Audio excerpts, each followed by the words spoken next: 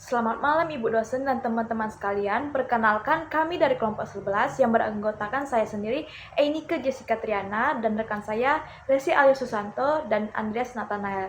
Pada kesempatan kali ini, kami ingin menjelaskan hasil observasi dan analisis kami terhadap UMKM Sari Kue. UMKM Sari Kueku merupakan usaha kuliner yang berdiri sejak tahun 2015 dengan pemilik Ibu Kristina yang berlokasi di Kebun Kopi, Jalan Raden Wijaya, Kota Jambi. Usaha ini berfokus pada produksi risol dengan 4 varian utama dan mampu memenuhi permintaan konsumen secara rutin setiap hari. Awalnya di tahun 2015, usaha UMKM memproduksi lebih dari 25 jenis kue tradisional. Kemudian di tahun 2018, usaha lebih berfokus kepada memproduksi risol ayam dan risol sayur saja. Dan usaha itu menerima titipan dari UMKM lain dengan komisi 20% dari total harga produk UMKM tersebut. Nah, kemudian di tahun 2022, pemilik melihat tren risol mayo yang sedang viral. Kalau kalian tahu bahwa ada influencer bernama Margo yang membuat konten yang isinya adalah proses memproduksi risol mayo. Jadi Margo tersebut menjual risol mayo dan dijadikannya konten. Nah, pemilik melihat konten-konten Margo tersebut dan berpikir bahwa apa dia mencoba saja untuk memproduksi risol mayo tersebut. Nah, awalnya pemilik itu sempat ragu dan sempat takut bahwa produk ini tidak akan diterima oleh konsumen. Tetapi setelah dicoba dan dijual, ternyata respon konsumen sangat positif terhadap produk risol mayo tersebut. Nah, jadi varian risol mayo yang sekarang itu berkembang menjadi salah satu produk unggulan hingga saat ini. Hal ini menunjukkan bahwa Sari Kue mampu menangkap peluang pasar dan beradaptasi dengan perubahan tren konsumen. Kemudian untuk struktur organisasi Sari Kue memiliki struktur yang masih sederhana. Pemilik terlibat langsung dalam produksi, pengawasan kualitas, dan operasional pengolahan.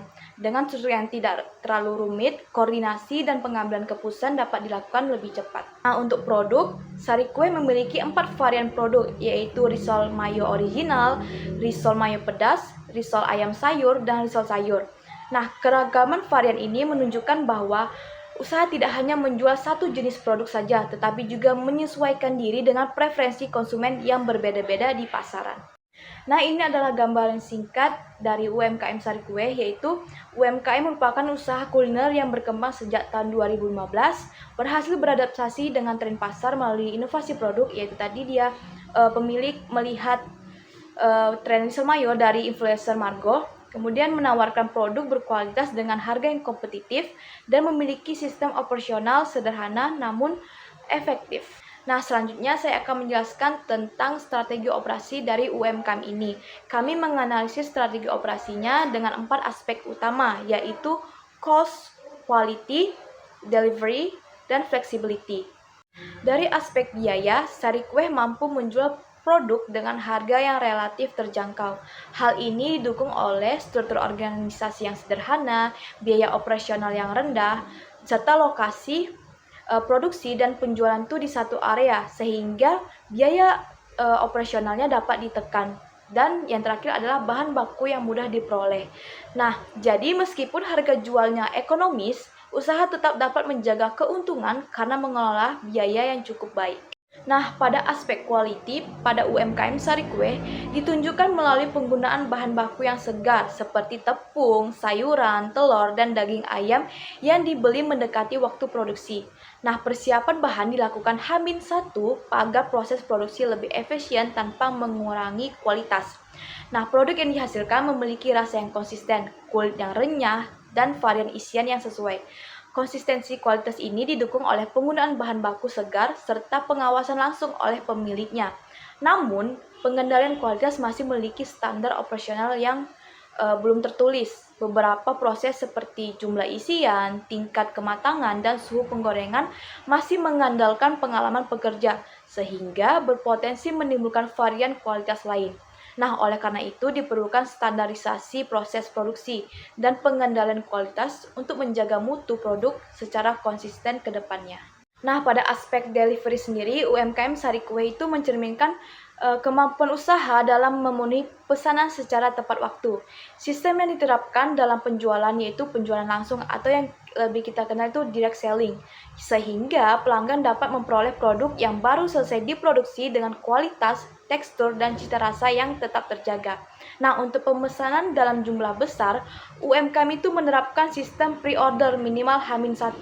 Jadi misalnya kita ada acara di hari Senin, jadi kita wajib minimal itu memesan tuh di hari Minggu, yaitu H-1 acara kita. Nah, penerapan H-1 itu agar UMKM itu tersedia waktu untuk pengadaan bahan baku, pengaturan tenaga kerja, dan penjadwalan produksi. Nah, sistem ini membantu penyesuaian jumlah produksi dengan permintaan tanpa menimbulkan kelebihan atau kekurangan persediaan.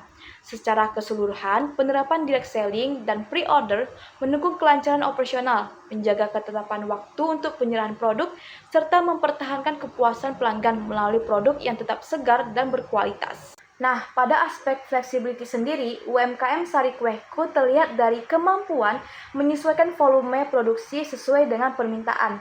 Produksi meningkat dari sekitar 800 pieces di hari kerja yaitu Senin sampai dengan Jumat menjadi 1000 pieces per hari pada akhir pekan dan hari libur, atau itu meningkatnya sekitar 25%. Nah, fleksibilitas juga terlihat pada periode Natal, Tahun Baru, dan bulan Ramadan ketika permintaan produk meningkat secara signifikan. Selain itu, UMKM mampu beradaptasi dengan tren pasar dengan beralih dari memproduksi kue tradisional menjadi lebih fokus untuk memproduksi risol serta menambah varian risol mayo original dan risol mayo pedas. Namun, fleksibilitas masih terbatas karena terkadang terjadi kekurangan bahan baku saat menerima pesanan yang besar dan mendadak. Nah, beberapa aktivitas masih bergantung pada pekerja tertentu. Oleh karena itu, penerapan safety stock dan cross training antar pekerja itu diperlukan ya untuk meningkatkan fleksibilitas operasional di masa yang akan datang. Analisis kapasitas. Yang pertama adalah kapasitas desain.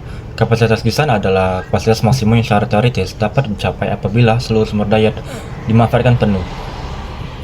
Dari ini kami membuat rumus, yaitu ada rumus kapasitas desain sama dengan jumlah karyawan kali waktu kerja dikali output per jam. Lalu untuk data yang kami dapatkan adalah tenaga kerja 5 orang, waktu kerja 4,5 jam atau 270 menit, dan output per jam 50 pieces. Perhitungannya adalah 4,5 dikali 4,5 dikali 50 sama dengan 1125 pieces per hari. Hasilnya kapasitas desain UMKM Sari Kuehku sebesar 1125 pieces per risol per hari.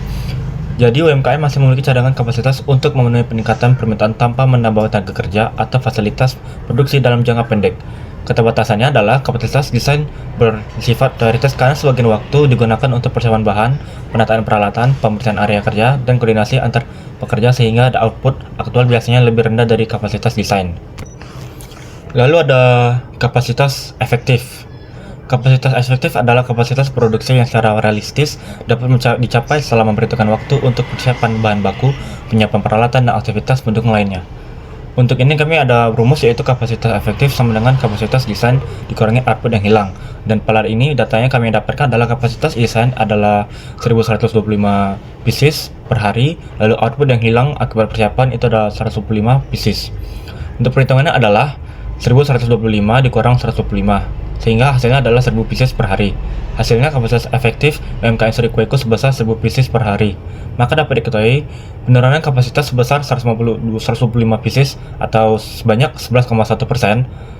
Lalu kehilangan kapasitas masih tergolong rendah. Aliran produksinya juga berjalan relatif lancar karena pembagian tugas dan koordinasi yang cukup baik. Kapasitas efektif dapat dijalankan dan atau dijadikan acuan perencanaan produksi agar target lebih realistis dan risiko keterlambatan pesanan dapat dikurangi. Namun, jika permintaan terus meningkat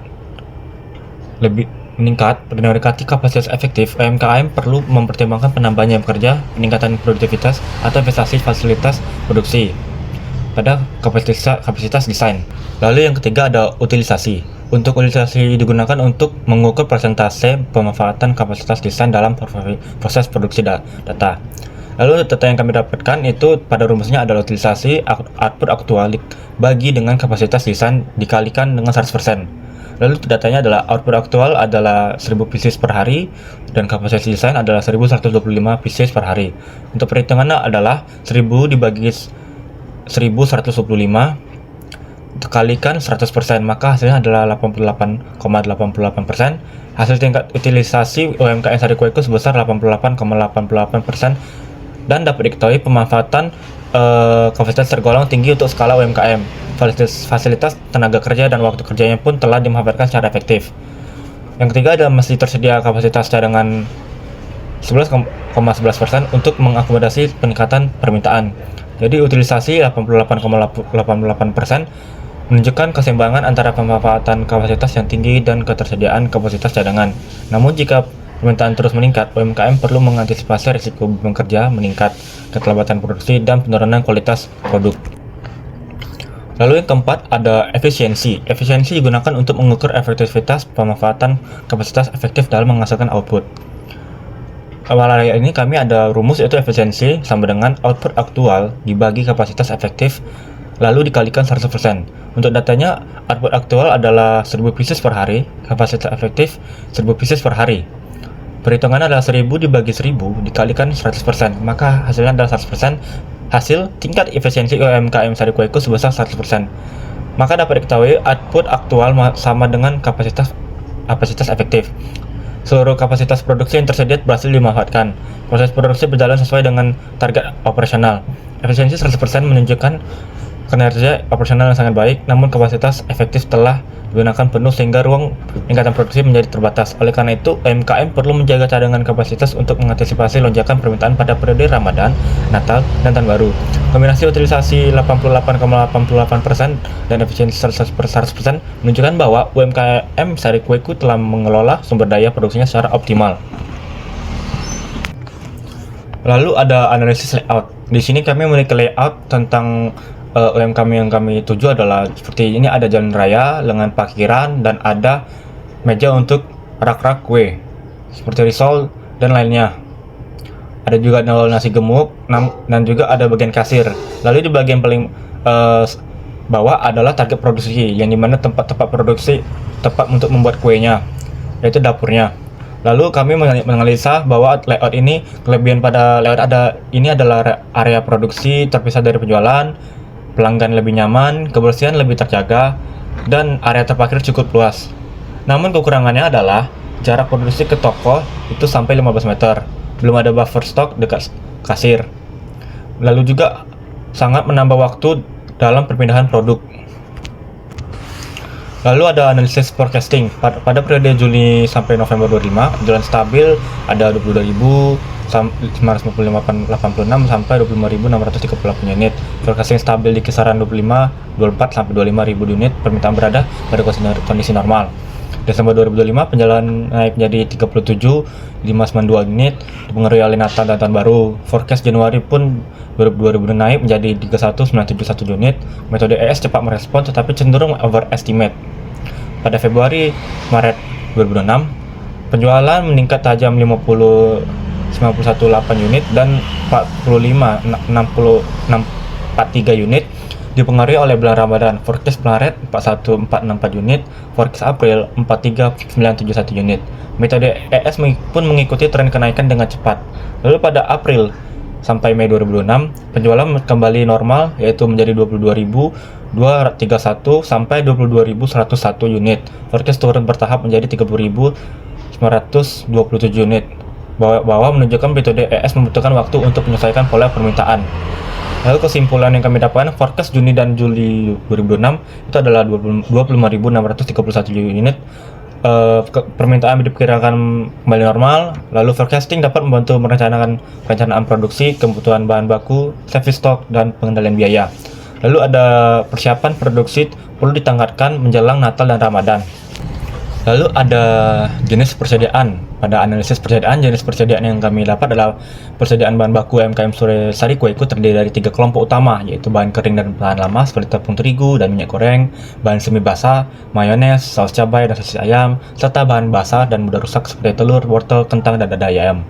Bahan kering memiliki umur simpan lebih panjang sehingga risiko kerusakan lebih rendah, sedangkan bahan semi basah memerlukan pengawasan setelah kemasan dibuka. Adapun bahan basah memiliki umur simpan yang paling pendek sehingga membutuhkan pengendalian persediaan yang lebih ketat agar kualitas stok tetap terjaga dan pemborosan dapat dihindarkan. Lalu analisis persediaan yang kedua adalah sistem persediaan. UMKM Sari Kueku menerapkan sistem pembelian bahan baku berdasarkan kebutuhan produksi dengan pembelian dilakukan 1 hari sebelum produksi H-1. Sistem ini bertujuan menjaga kesegaran bahan baku terutama telur, sayuran, dan dada ayam. Bahan kering seperti tepung terigu, minyak goreng, mayones, dan saus cabai disimpan di tempat kering yang sejuk, sedangkan dada ayam dan sosis ayam disimpan di dalam freezer.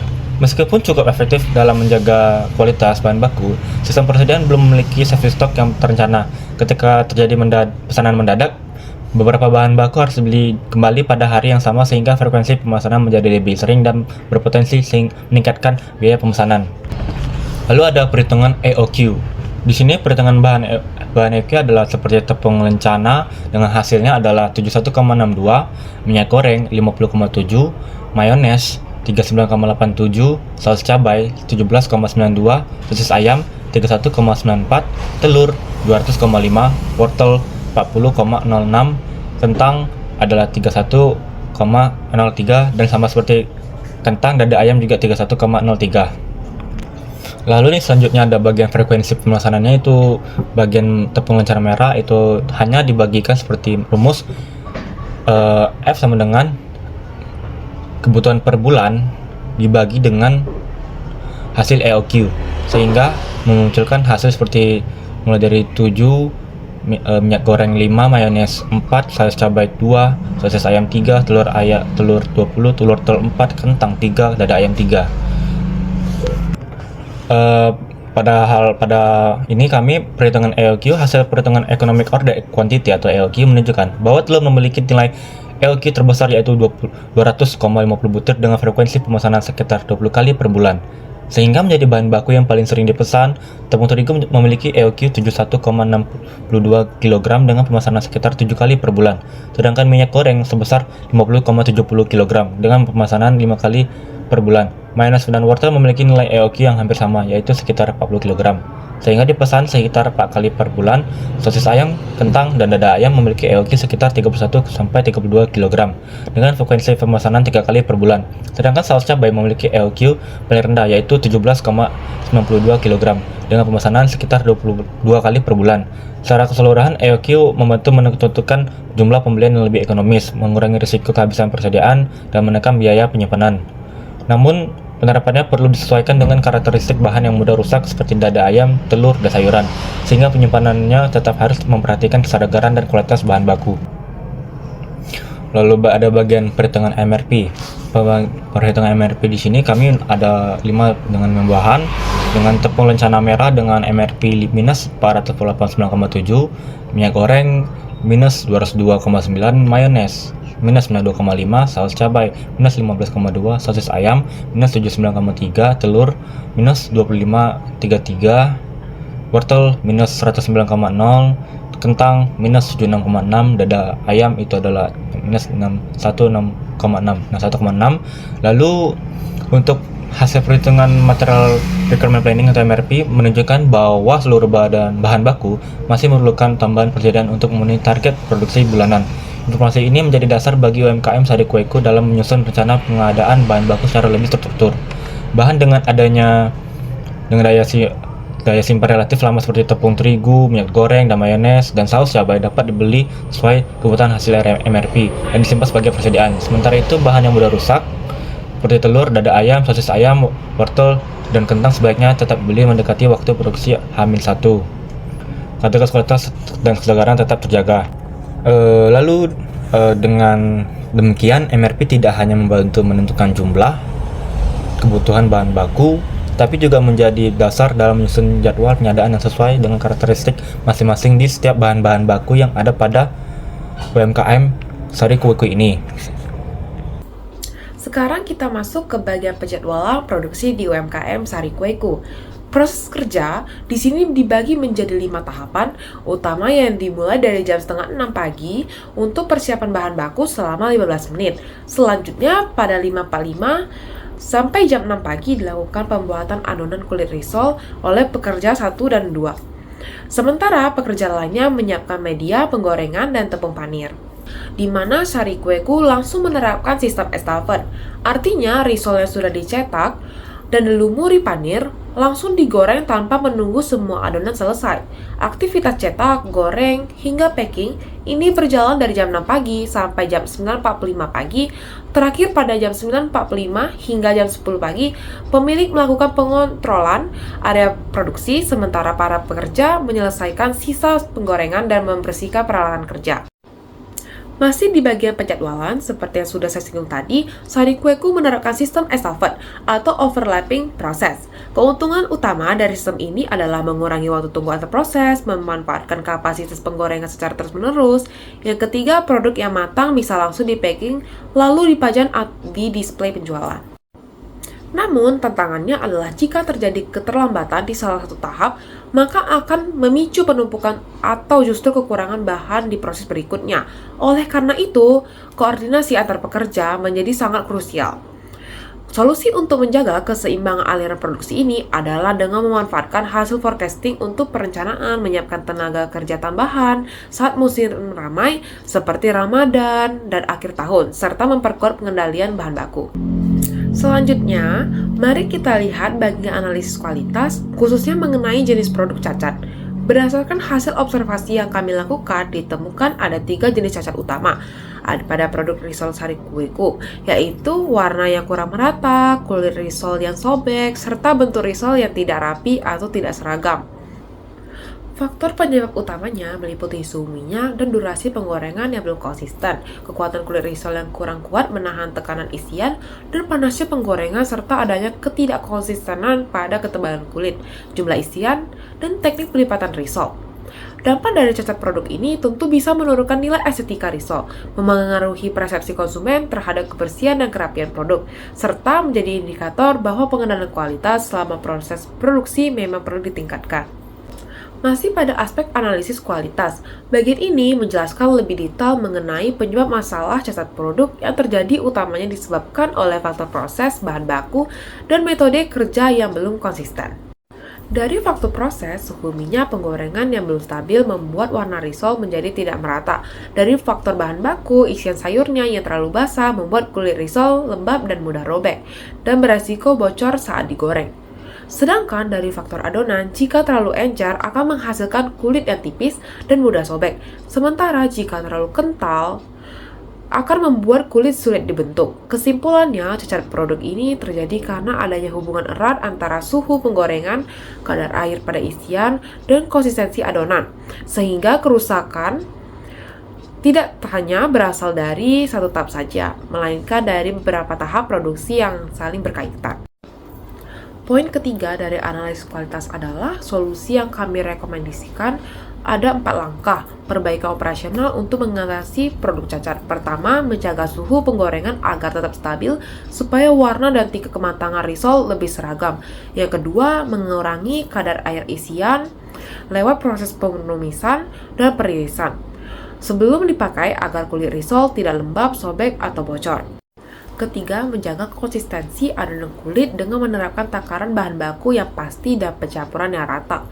Dan keempat, menerapkan standar resep serta pencatatan formulasi supaya setiap batch produksi punya kualitas yang seragam.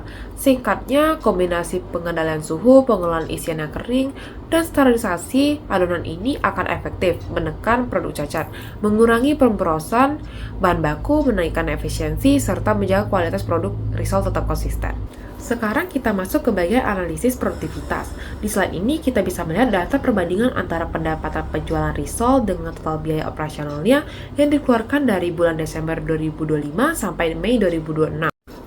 Di slide ini, penjelasan detail dari data produktivitas tersebut. Pada bulan Desember 2025, tingkat produktivitas berada di angka 1,5. Memasuki Januari 2026, nilainya turun menjadi 1,3 karena permintaan kembali normal pasca Natal dan Tahun Baru.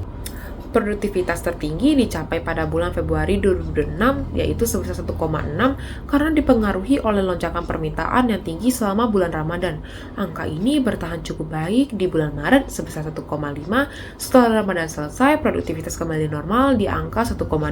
Pada bulan April dan Mei 2026, kesimpulannya karena semua nilainya berada di atas angka 1, operasional UMKM Sari Kueku ini tergolong produktif dan efisien dalam menghasilkan pendapatan. Selanjutnya, berdasarkan seluruh analisis tadi, kami merumuskan 6 poin rekomendasi perbaikan operasional untuk Sari Kueku. Poin-poin tersebut melibatkan persediaan bahan baku, yang kedua layout toko, yang ketiga kualitas produk, yang keempat kontrol suhu penggorengan, yang kelima jadwal kebersihan, hingga penerapan K3. Pertama adalah perbaikan manajemen persediaan. Kita bisa melihat tabel safety stock atau persediaan pengamanan sebesar 10% dari kebutuhan harian. UMKM Sari Kueku melakukan pembelian bahan baku H-1 untuk menjaga kesegaran bahan, namun belum memiliki safety stock sebagai cadangan ketika terjadi kelonjakan permintaan atau keterlambatan pasokan. Safety stock dihitung berdasarkan kebutuhan harian yang berasal dari hasil forecasting sebesar 25.631 pieces per bulan dengan target produksi sebesar 855 pieces per hari. Safety stock ditetapkan sebesar 10% dari kebutuhan harian. Hasil utamanya tepung terigu 2 kg, telur 14-15 butir, minyak goreng, mayones, sel cabai, sosis ayam, wortel, kentang, dan dada ayam 1 kg sebagai persediaan umum. Penerapan. Bahan tahan lama dapat disimpan sesuai hasil perhitungan, sedangkan bahan mudah rusak seperti telur, dada ayam, sosis ayam, wortel, dan kentang disimpan terbatas. Penerapan safety stock membantu mengurangi resiko kekurangan bahan baku, menjaga kelancaran produksi saat permintaan meningkat, dan menghindari pembelian mendadak yang dapat menghambat proses produksi. Yang kedua, layout kurang efisien. Perbaikan layout dilakukan dengan menambahkan rak display di dekat area penjualan dan kasir untuk mempersingkat perpindahan produk dari area produksi ke area penjualan. Tujuannya yang pertama mempercepat distribusi produk, yang kedua memudahkan pengembalian produk saat melayani pelanggan, yang ketiga menciptakan aliran kerja yang teratur. Dampak yang pertama, jarak perpindahan produk menjadi lebih efektif. Yang kedua, waktu pelayanan pelanggan lebih cepat. Yang ketiga, aktivitas perpindahan yang tidak perlu berkurang. Yang keempat, efisiensi operasional dan kualitas pelayanan meningkat. Yang ketiga, kualitas produk belum konsisten. Hasil observasi menunjukkan kualitas risol masih berpotensi tidak konsistensi karena belum adanya standar pada proses pengelolaan, isian, dan pembungkusan. Isiannya yang terlalu basah dapat membuat kulit risol lembab, mudah robek, dan beresiko bocor saat digoreng. Selain itu, perbaikan yang disarankan, yang pertama menetapkan standar penumisan agar kadar air isian berkurang, yang kedua mendinginkan isian sebelum proses pembungkusan, yang ketiga menentukan standar ukuran potongan bahan dan jumlah isian, yang keempat mengevaluasi formulasi adonan kulit dan menyaring adonan sebelum digunakan. Standarisasi pengolahan isian, pembungkusan, dan pembuatan kulit risol dapat menghasilkan produk yang lebih seragam, mengurangi kerusakan selama produksi, serta meningkatkan kualitas produk yang diterima konsumen. Yang keempat, suhu penggorengan belum terkontrol. Pada proses produksi UMKM Sari Kueku, suhu minyak penggorengan belum terkontrol dengan baik, sehingga menyebabkan kulit risol mudah sobek, warna tidak merata, terlalu cepat kering, atau tingkat kematangan tidak seragam. Penyebab yang pertama, suhu terlalu panas, menjadi permukaan cepat matang, bagian dalam masih rapuh. Yang kedua, suhu terlalu rendah, kulit menyerap minyak berlebih dan menjadi lembek. Perbaikan yang disarankan yaitu menggunakan termometer minyak untuk memantau suhu penggorengan secara lebih akurat sehingga proses penggorengan menjadi lebih stabil dan konsisten. Terus juga ada analisis pengendalian suhu yang tepat dapat menghasilkan tekstur risol yang lebih baik, mengurangi kerusakan pada produk, serta meningkatkan efisiensi proses produksi. Yang kelima, kebersihan area penjualan belum terjadwal. Hasil observasi menunjukkan bahwa kebersihan area penjualan UMKM Sariweku masih belum konsisten karena belum adanya jadwal piket, kebersihan yang jelas dan masih bergantung pada kesadaran masing-masing karyawan. Dampak yang pertama, area penjualan terkadang kurang rapi saat kondisi ramai. Yang kedua, mengurangi kenyamanan pelanggan. Yang tiga, memengaruhi tampilan dan citra usaha. Perbaikan yang disarankan yaitu yang pertama, membuat jadwal piket kebersihan yang dibagi merata kepada karyawan. Yang kedua, melakukan pembersihan sebelum dan sesudah operasional. Yang ketiga, membuang sampah operasional pada tempatnya. Yang keempat, melakukan pengecekan rutin oleh pemilik usaha. Yang keenam, penerapan K3 belum optimal. Aktivitas produksi UMKM Sariweku menggunakan kompor gas minyak panas dan peralatan tajam, sehingga memiliki resiko kecelakaan kerja. Namun, penerapan keselamatan dan kesehatan kerja K3 masih belum optimal, karena penggunaan APD belum konsisten dan belum terdapat SOP K3 sebagai pedoman kerja aman, yaitu ada perbaikan yang disarankan. Pertama, menyusun SOP K3 pada setiap tahapan produksi. Yang kedua, menyediakan dan mewajibkan penggunaan APD. Yang ketiga, menyediakan kotak P3K untuk penanganan pertama. Yang kedua, ada APD yang direkomendasikan. Yang pertama, Shellmax melindungi tubuh dari cipratan adonan dan minyak. Yang kedua, Hermit menjaga kebersihan produk. Yang ketiga, sarung tangan panas mengurangi resiko cedera saat penggorengan. Yang keempat, kotak P3K penanganan awal luka ringan.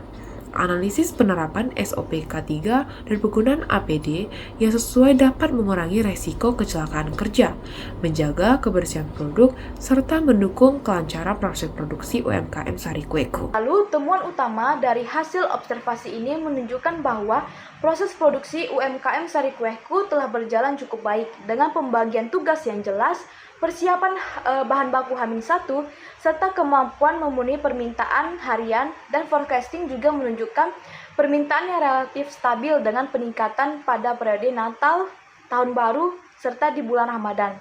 Nah, UMKM telah menerapkan sistem estafet pada proses pencetakan, pelapisan, penggorengan, dan packing, sehingga aliran produksi lebih lancar dan waktu tunggu antar proses dapat dikurangi. Namun, kelancaran sistem ini sangat bergantung pada koordinasi antar pekerja. Kemudian, beberapa aspek yang masih perlu ditingkatkan meliputi yaitu layout yang menyebabkan perpindahan produk itu kurang efisien. Kemudian, belum adanya safety stock, belum terdapatnya standar penggorengan, dan belum tersedianya SOP kebersihan dan jadwal piket, serta penerapan K3 yang belum konsisten.